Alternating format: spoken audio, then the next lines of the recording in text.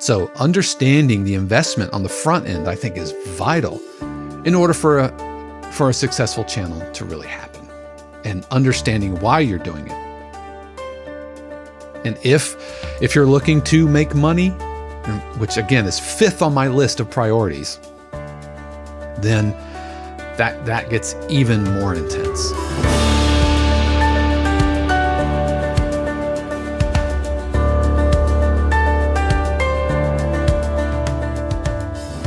What is happening, everybody? This is Dave Croft, and welcome back to another episode of the 52 Qs podcast, a weekly podcast dedicated to all things production and library music, where we talk about industry topics and explore how you can grow your career as a production music composer. If this is your first time here, welcome. Whether you're watching on YouTube or listening to the audio podcast on the go, I want to thank you for joining me today. This episode is made possible thanks to the support of the family, friends, and patron subscribers of 52 Qs who help keep the podcast, the channel, and everything running. We are 100% community supported, so you're not going to hear any sponsored segments for plugins or earbuds. But if you want to learn more about how you can help support 52 Qs while also unlocking community perks like Zoom sessions, live streams, workshops, and a ton more, then be sure to click on the links in the description for more information. Do you need a YouTube channel? That's the question. That's what we're going to be talking about on today's episode. Does the modern working production music composer need a YouTube channel? Do they need to put their stuff out on YouTube? The same way that, I would say 7 to 10 years ago, you really needed a social media presence. Facebook and Twitter, that was where a lot was happening. Before then, it was just having a website. Before then, it was having an email. Before then, it was having a fax machine, having a pager. Is having a YouTube channel just a part of current running a business? Well, again, that's what we're going to be talking about today. But before we do, we have to understand why you would want a YouTube channel. So we're going to talk about what are the reasons you would want to have a YouTube channel? And then we'll talk about some of the downsides of trying to have a YouTube channel. And we'll talk about some of the strategies that if you want to have a YouTube channel, some things to keep in mind. So first of all, let's answer the question why you would even want a YouTube channel. And if you're watching this or listening to this episode, then chances are you've thought at some point, I need to have a YouTube channel. But why? And I think there are 5 different reasons, or I'm going to unpack 5 different reasons to start a YouTube channel for production music composers specifically, not just kind of in general. And these are kind of in order of why you would. Not necessarily why I started the YouTube channel. I'll talk about that here in a second. But the first is for exposure. Then I know exposure bucks and all of that. But, YouTube is the second largest search engine in the world. And so having your music, having some kind of presence on YouTube, I think is a value. You do have the ability to reach a global audience nearly instantaneously, and libraries could discover your music. You could put your portfolio, you can showcase your work. So just having a YouTube channel as an extension of your brand is one really big reason to have a YouTube channel. And even if you don't want to have like a channel where you're doing and posting and videos and you're chasing algorithms and more on all of that later, I think you should go claim your space, put your music out there. You can embed those videos into your website. It's portable. Everybody, every app, every phone, every device that can play videos can more than likely play YouTube videos. So that's the first reason you would need to have a YouTube channel, is for exposure. The second reason you might want to have a YouTube channel is because you love sharing. You love telling your story, whether you want to have a vlog or you just want to communicate to people. You just want to share of yourself. And out of that could come because you love to teach. You love sharing knowledge, tutorials, breakdowns of your works, all of those things. And this is where I really feel YouTube. This is why I have a YouTube channel. It's why I'm talking to you right now, is because as a lifelong career teacher, I receive back from giving out. I receive personal satisfaction. It's a passion of mine. I enjoy it. I am fulfilled by teaching. And so for me, this channel is an extension of that, of telling my story, hopefully inspiring you, showing you my creative process, hopefully building kind of a deeper connection with you, the viewer or the listener. And so sharing of yourself, teaching, I think is a good reason to have a YouTube channel. Also, having a YouTube channel, maybe you want to build a community. Maybe you want to connect and collaborate. You want to get feedback. You want to leave feedback. You want to build a community around your cues, around what you want to do. And this is another reason I have this YouTube channel. It's an extension of the 52 Cues community. That's another reason to start a YouTube channel. But for production music composers, I think the least important reason to start a YouTube channel, I think, is to make money, to monetize, to generate revenue through ads, through channel memberships, super chats, all of that stuff. If you're trying to do that through YouTube, then production music composers, or just composers in general, I think that's a tough sell. For reasons we'll unpack a little bit later, some of the downsides, some of the real challenges of having a YouTube channel. But if you're wanting to monetize a video, there are a lot of things, a lot of boxes you have to tick off to pull that off successfully. Not to mention, thousands and thousands and tens of thousands of subscribers. And production music just really isn't, if I'm just being honest, as of this recording, I have a little over 3,300 subscribers. And yes, I'm into monetization territory, but I make maybe like 15 or 20, maybe $30. I think my highest month revenue was $41, I think, from ads, from videos and everything. Because in the global space, production music itself doesn't attract all the composers. This isn't a channel about just composing or about making money in the industry. Those channels exist and they're great. I bless and affirm all of those. But this channel has deliberately been laser focused on production music, sync music, library music. Laser focused on that and staying that thing, because one of my goals isn't to monetize these videos. My goal is to share my story, build a community, help point people to the 52 Cues community where we can dig into all of those other things that YouTube really isn't the right space for, like live Zoom sessions and feedback and critiques and posts and all of that. But before you think, hey, I need a YouTube channel, make sure that you've really gotten right with why. Because that will govern how much energy you can and should be pouring into it. Because building a YouTube channel, producing YouTube content is not easy. there are some real downsides that I think you should be aware of, and I just want to talk transparently about them.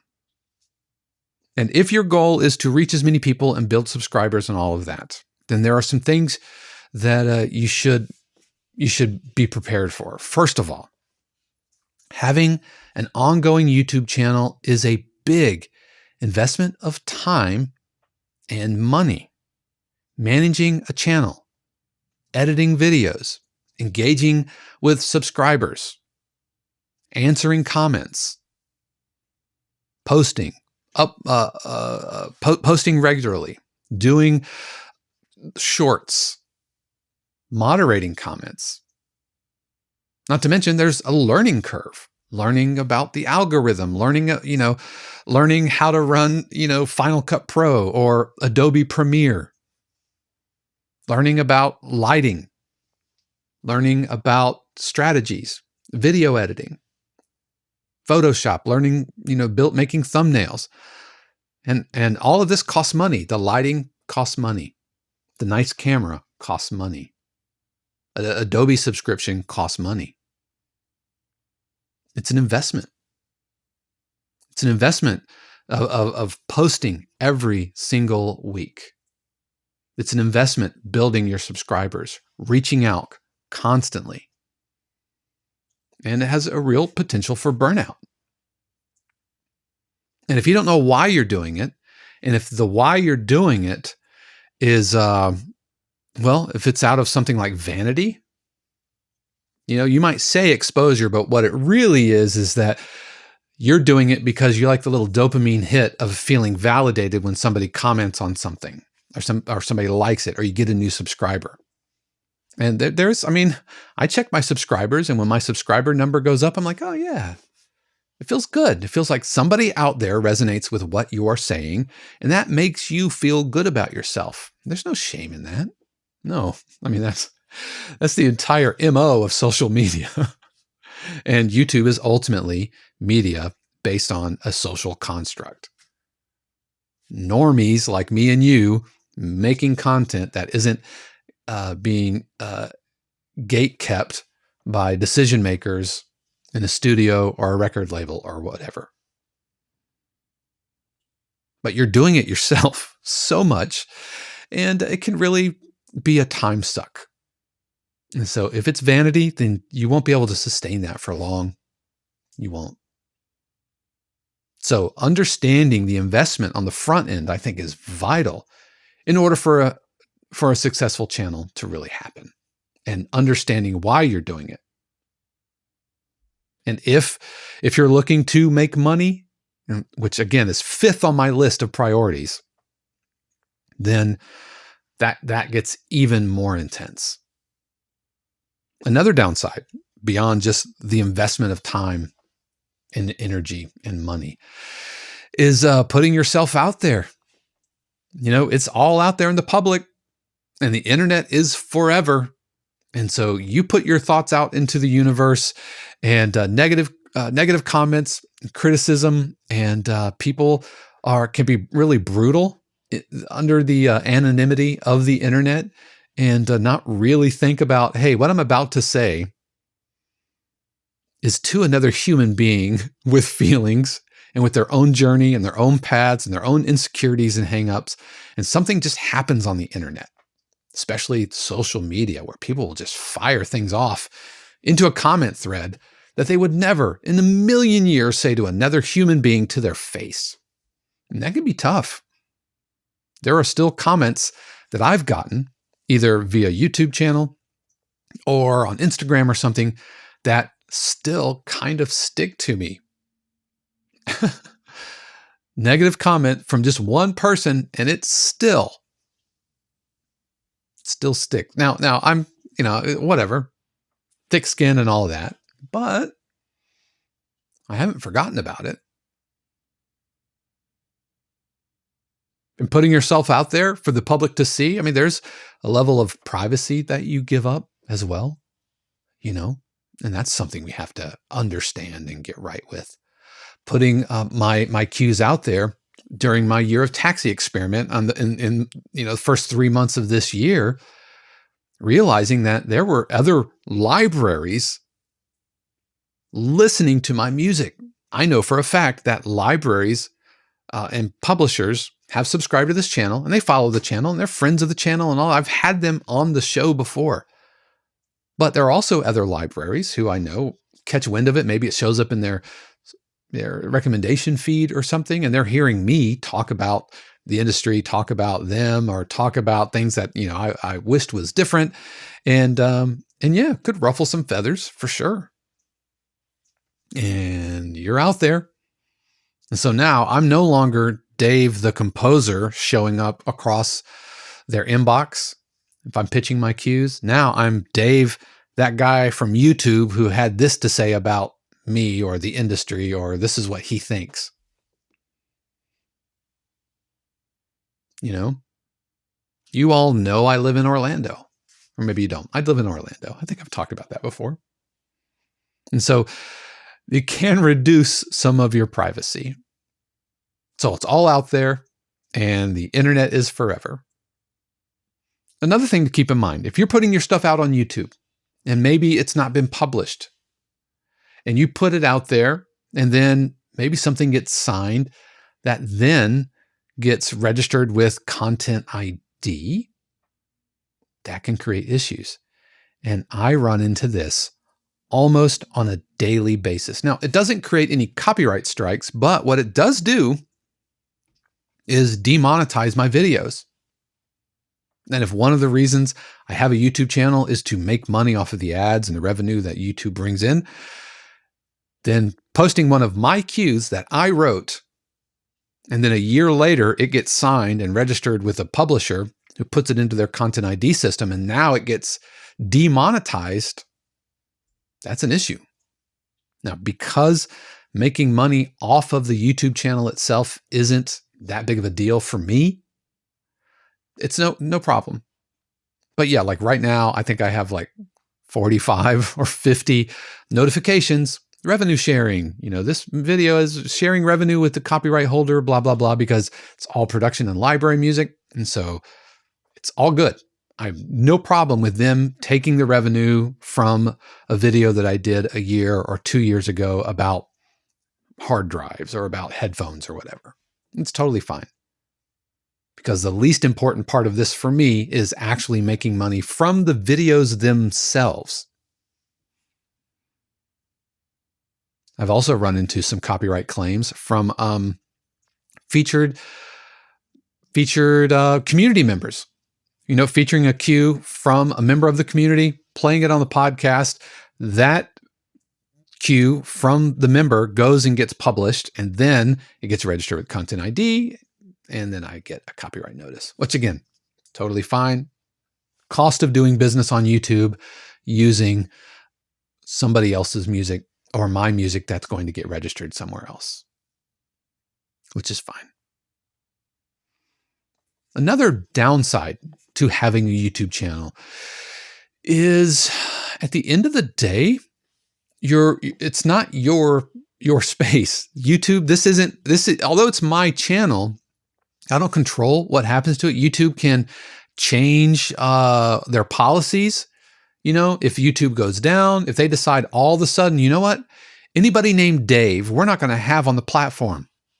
They're well within their rights. It's not a free speech issue or anything because they're a private company.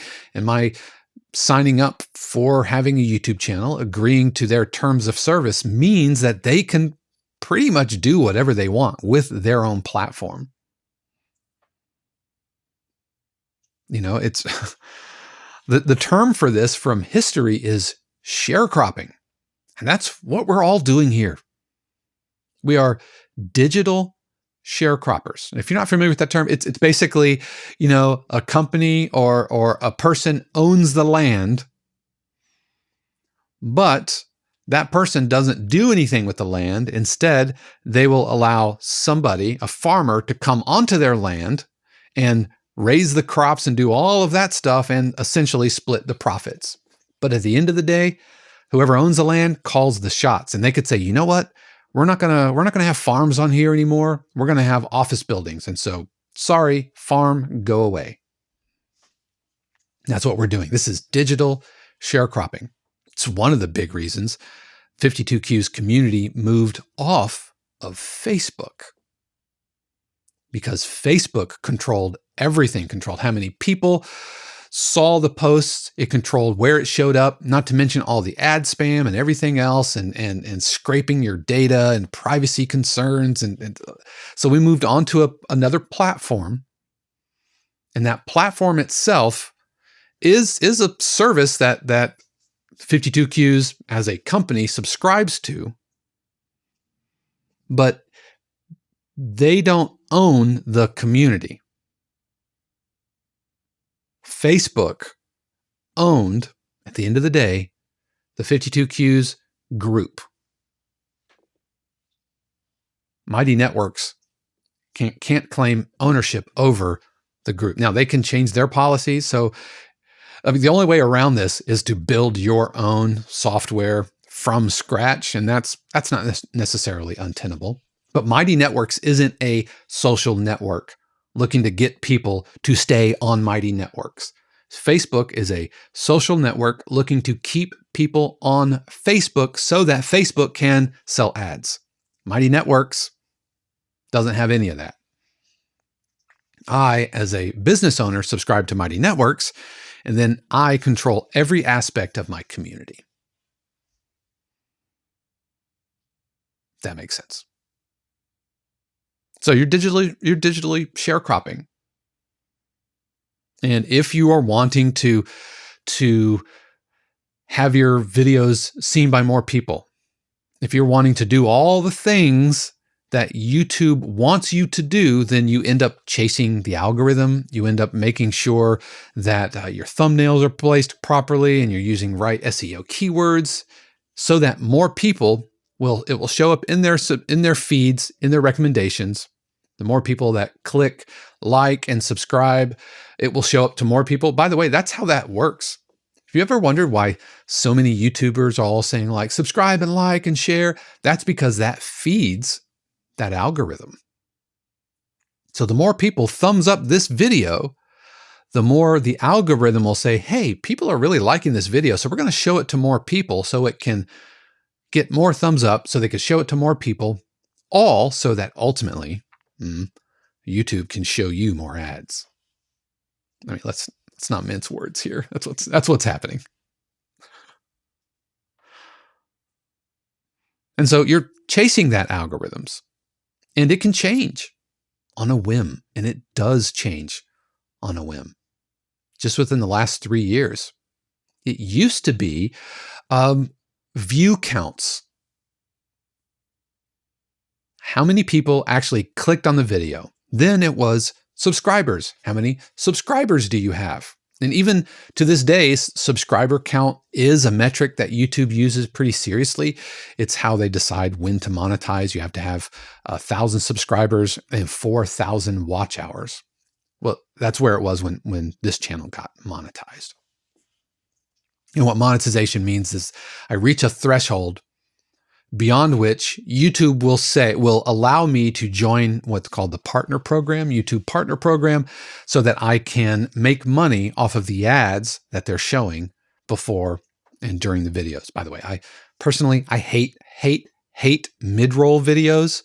And so if you ever see a mid-roll video during the podcast or anything on my channel, it's either YouTube forcing it or my inadvertently forgetting to disable it.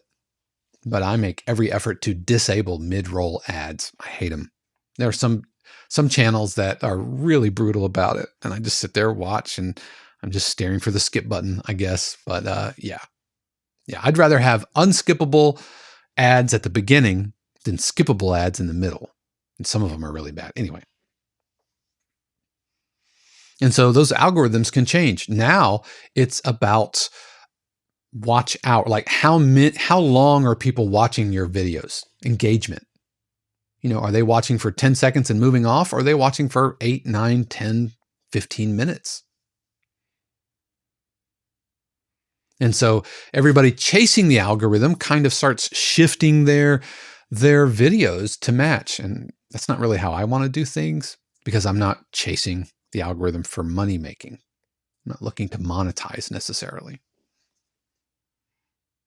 So as long as you understand those risks that you're sharecropping, then you're fine. If that's not something you're interested in, then subscribe to a service like Vimeo where you can, white label your videos, put them on your website. That's totally fine. But one of the reasons to be on video on YouTube is so that you can have the ability to be discovered, for folks to stumble on your videos. It's where viewers already are. Nobody's pulling up Vimeo to just browse through things. Well, I think they have it, but there are as many people discovering video content creators on Vimeo as there are folks discovering artists on SoundCloud, I guess. Like, that's not how I use SoundCloud. It's not how I use Vimeo. We do use Vimeo whenever we want to embed white label videos into 52Qs, like for the Album Accelerator, for example. Those are hosted in Vimeo. It's really great, and that's what it excels at. And to be honest, they've kind of leaned into that, and I think that's a smart business move because they're not going to compete with YouTube. YouTube is too big and has been around for too long.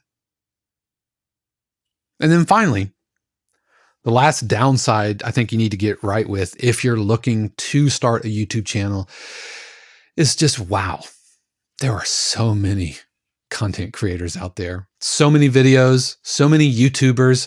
I mean, is it oversaturated? There's just a lot of content. So standing out can be real challenging. And so you just have to be mindful of that. But again, knowing your why will determine whether some of those downsides are worth it or not. Knowing why. Again, the whys for exposure. If you're looking to share of yourself, if you're looking to teach, if you want to build a community, or if you want to make money. Those are kind of the 5 reasons that I see a production music composer wanting a YouTube channel. And those downsides is it's a big investment of time and money. It's all public for the entire internet to see. There could be copyright issues down the road. At the end of the day, it's not yours. You are digitally sharecropping. And then finally, you're just kind of a needle in the haystack. So if you understand all of that and you're still with me and you're still thinking, hey, you know what? I want to make a YouTube channel. Here are my suggestions and some strategies to be successful at it. The first and absolute most important thing for me. This isn't the most important thing to get the most clicks. These aren't strategies to ensure that you get the most subscribers or most engagement. Nope. These are just strategies that I live by. And the first is you have to be authentic. Be real. Be authentic. I think that people can sniff out a phony, so don't overinflate your abilities. Don't overinflate your experience.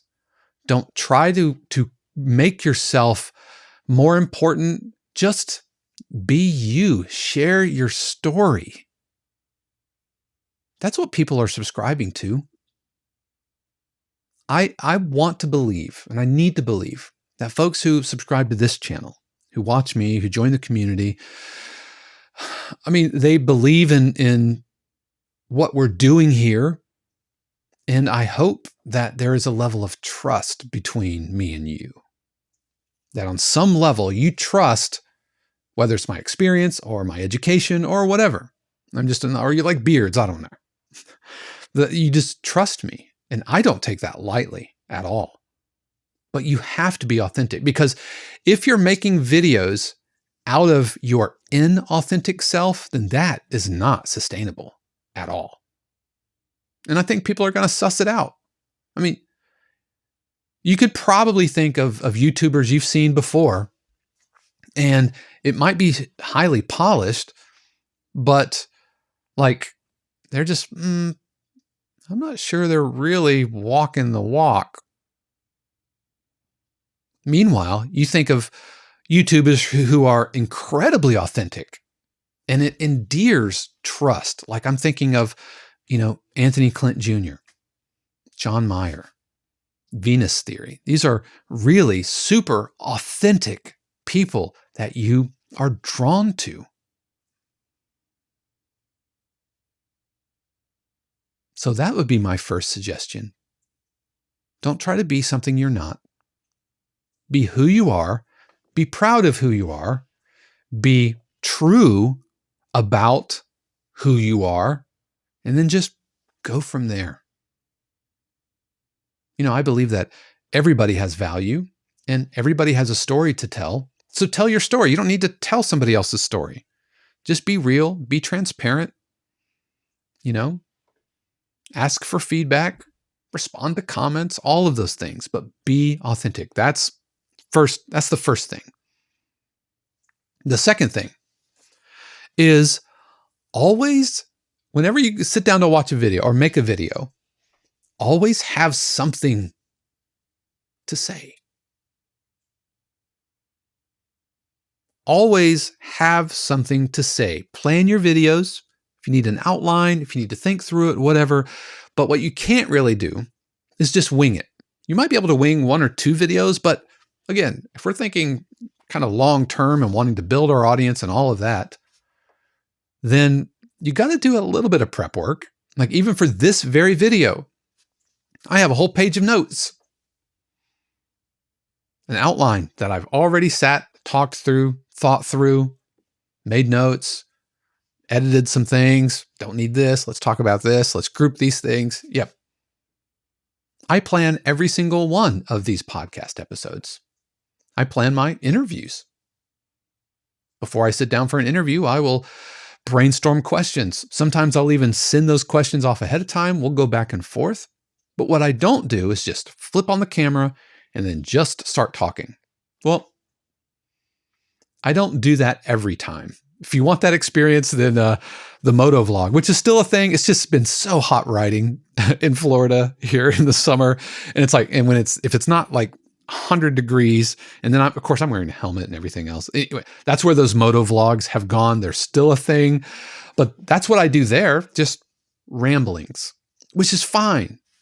It's fine, but it's just one little part of what I do here. I wouldn't expect to teach a college class that way. Teaching college curriculum, I have syllabi. I have lesson plans. I have keynotes, slide presentations, and all of that stuff that goes along with and to support my lecture. And as I've mentioned on the channel before, the type of content that I want to make and the type of videos that I've made peace with making and that I can make consistently are more kind of lecture videos. Me talking to you. Not super highly edited, not super highly polished. It's what I want to do, the type of content that I can sustainably make and that I want to sustainably make. But they're planned out ahead of time. So always have something to say. Plan your videos. Don't try to wing it every single time. Next strategy is if you're looking to grow subscribers, if you're looking to have more eyeballs on your videos, then be consistent.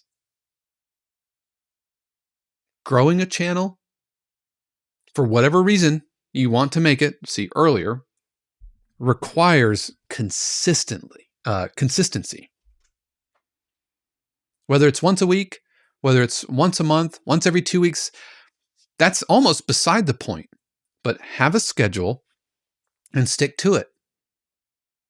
Because the only way you're going to get better at making YouTube videos and the only way you're going to grow a channel is to keep making videos. And it doesn't have to be perfect. Go back and look at my first, was it 2021? I think, was that the first year? I've lost count. I think this is the 3rd year I've done this. But it's rough. Like it's just me. I look all tired and I'm like, and I'm talking really soft. And it's only like 12 minutes long. And the camera was terrible. The lighting wasn't great at all. But If you wait until you have all the gear and everything to start, then you won't ever start. Everything you see, all the lighting and the camera are incremental improvements to the video quality because I just wanted to start posting. I just wanted to start making videos, putting myself out there, practicing, doing the thing that I wanted to do, not waiting until I had all my ducks in a row before I did it. Because I wanted to post regularly. Again, whatever regular is, that's up to you. But be consistent. And that's true of any, let's say you want to start a podcast. Anytime I've met with podcast clients, I tell them that you always have to have something to say. You always have to be consistent. And the next aspect, the fourth aspect, my suggestion or strategy is you have to work on your production quality. It doesn't have to be perfect, but it should work towards getting better over time, which means that you might have to invest in actual lighting. I have 8 lights in the studio. I have a key light. I have a fill light. I have another side light right here. I have that guy in the back. I have another one on the side right there. I have one here, one there. Then I have another one way over here for my live stream when I do my cross shot, my side shot, side view. So 6 colored LEDs and 2 white LEDs for my primary lighting. That did not happen immediately. It started with, well, actually, I think if you go back even further, it's just like my overhead room light. And then it was the key lights. And then I added a couple of LED. And by the way, these are just like cheap Amazon landscaping lights that are controlled by my my Amazon Echo. Like I could do it with voice commands. Before I started this video, I'm like, Echo, I'm streaming, and then everything lights up. But it happened over time, incremental improvements, updating and finding a nice camera. Again, it doesn't have to be perfect. It just has to get better. So investing in the gear, investing in the software you're going to need, whether that's getting Adobe Premiere or Final Cut or DaVinci Resolve, or which I think is even free, or I use ScreenFlow along with Adobe Premiere. And learning those things, learning how to make thumbnails, learning Photoshop. How do you do the cutouts? Every one of my thumbnails I do, and I go in and I like select the background and put the little white border around me. And because I have studied like good thumbnails and all of that. But the point isn't to be perfect. The point is to get better. Because production quality, at the end of the day, does matter. If I am asking you to watch me for an hour, then my part of the bargain is having something to say, being dependable so that you can count on when a new video is going to come out, but also making sure that I'm working towards giving you the best possible product. Not the best product, but the best possible product. There have been some audiobooks that from composers who I really want to hear from, but I couldn't listen to their audiobook because it sounded terrible. I'm like, you are an audio professional. How does your audiobook sound this bad? Like they had a noise gate on it and their sound like their computer fan was running. Like for this podcast, I do a ton of post-production. I'm going to bring it into Isotope RX. I will clean up all the background noise. The edit that you saw earlier, like just now, I don't know if you noticed it. Hopefully it will be nice and slick. But the edit that you saw earlier was because somebody in my house opened the garage. And I'm like, oh, dang it. I have a light outside of my studio. Right outside my studio is a stairway down because this room is over a garage, and I have a light that I can actually tell the Echo I'm recording, and it will turn that light on to red, which tells the house I'm recording up here, which generally means don't open the garage. I forgot to do that today, and so somebody opened the garage, and so now I have an edit point. Is that too much inside baseball for you? But that's because I am looking to bring you as good a product as possible. I clean up the audio. I remove like mouth clicks and room noise and reverb and all of that. I've worked on the studio to reduce reflections. I'm using a nice microphone. Again, I didn't write a check all at once for this. It's incremental improvements. So quality absolutely matters. Doesn't have to be perfect. You just have to work on getting it better. And then finally, a good strategy for YouTube growth and having a successful YouTube channel with understanding the whys is, working the algorithm at least a little bit. You don't have to chase the algorithm. Lord knows I do not chase the algorithm. The algorithm tells me my videos are too long. The algorithm tells me you've got to do more editing. The algorithm tells me I need more B-roll. I need more camera angles. But I don't have the energy, bandwidth, time, effort, skills to wrangle all of that. And that's not the type of video I want to make. It's not the type of video I enjoy watching. I enjoy watching talking head talking at me. Have it on in the background, almost like talk radio, which is why this is a podcast, which is why even though it's on YouTube, I still call it a podcast. Yes, it is in the audio feed. You can go subscribe on Apple Podcast or Google, whatever, and listen to the audio version of this exact same performance, you know what I mean? But I'm not chasing the algorithm. However, I do work on good titles. I do work on my keywords. I do make sure that I have a nice description. I've studied effective thumbnails. I do pay attention to what YouTube is doing, algorithms, trends, and other ways that I can optimize my channel. I pay attention to those things. I'm just not beholden to them. I am not going to change what I do to chase the algorithm, because as soon as the algorithm changes, now I am just like a butterfly fluttering off to another flower. I guess a bumblebee. Oh, butterflies like flowers too.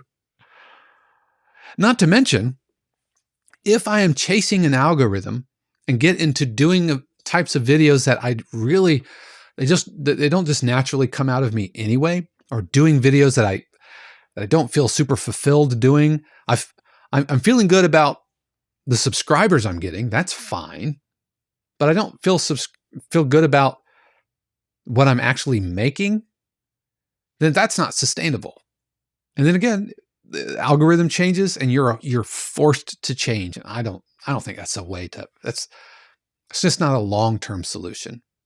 So if you're true to yourself and you're authentic and you're making the kind of videos that you want to make, and your whole point is to put yourself out there, to tell your story, to teach, to share, whatever, and monetization, making money off the videos themselves is the lowest rung of priorities, then algorithms are the lowest rung of priorities.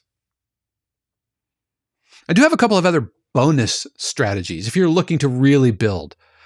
And the first bonus strategy is to cross-promote.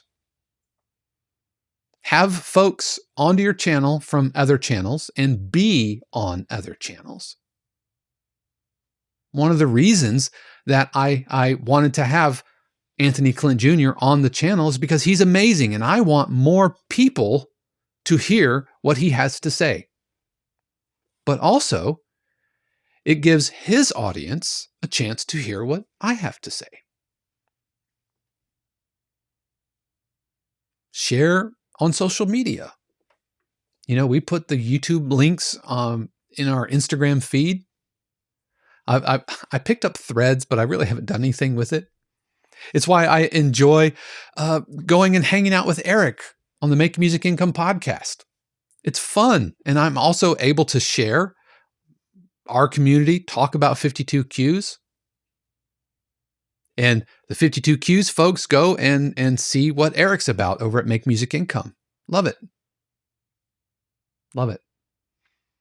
And then the final kind of bonus tip and strategy is look at diversifying your content. If you're really looking to build your YouTube channel, and what I mean by that isn't like, here's a video on I don't know, hairstyling. Here's a video on scrambled eggs. Here's a video on Pro Tools, right? I'm not talking about that, but more like a mix of different types of content. So having maybe Q breakdowns, maybe having live streams, talking heads. It's why I put the Moto vlog out there. It's why we do Q&A videos. By the way, the next Q&A is planned. I don't know the exact date yet, but I'm planning to do that live here on a YouTube live stream. Maybe do some behind the scenes, vlog, whatever. Just diversify your content. Maybe offer a tutorial every now and then. And this is something that I have a desire to do, but much of that is being given to the subscribers over at the 52Qs community. So the family, friends, and Patreon patrons, they see the live streams. It's just a way to reward those folks who are helping to support financially. Let's not mince words. Financially support the channel. Financially keep this all going. So at the top of the show, when I say like live streams and all of that, that's what I'm talking about.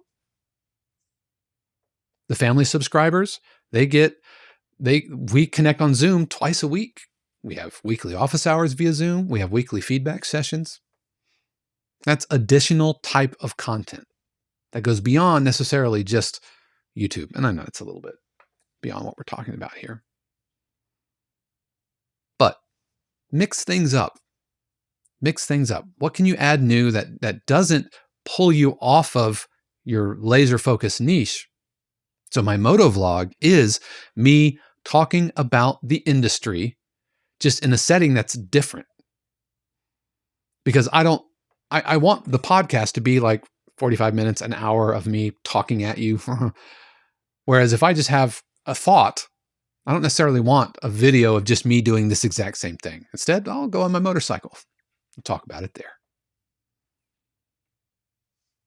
So, strategies. The first, and I think most important, is to be authentic. Number 2, always have something to say. Don't start a video unless you have something to say.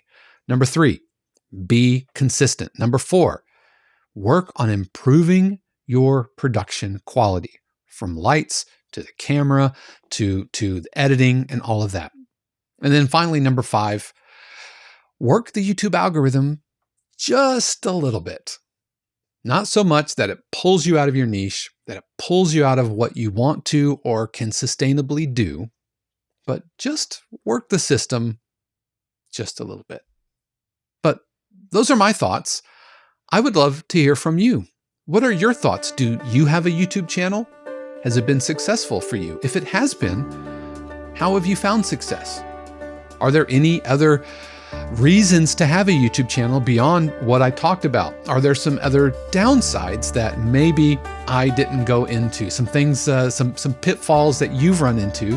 And what are some of your strategies for building a successful YouTube channel? I would absolutely love to hear from you. Please let me know in the comments below. I do read all of those, and I make an effort to respond if I'm able. As the channel grows, more comments come in, and it gets a little bit tougher to follow those or to be able to respond to everybody. But I absolutely do read all of those comments. So that is going to do it for me today. Thank you so much for joining me. You definitely want to tune in next week, where I am joined by the CEO and co-founder of Bulletproof Bear, a boutique independent library.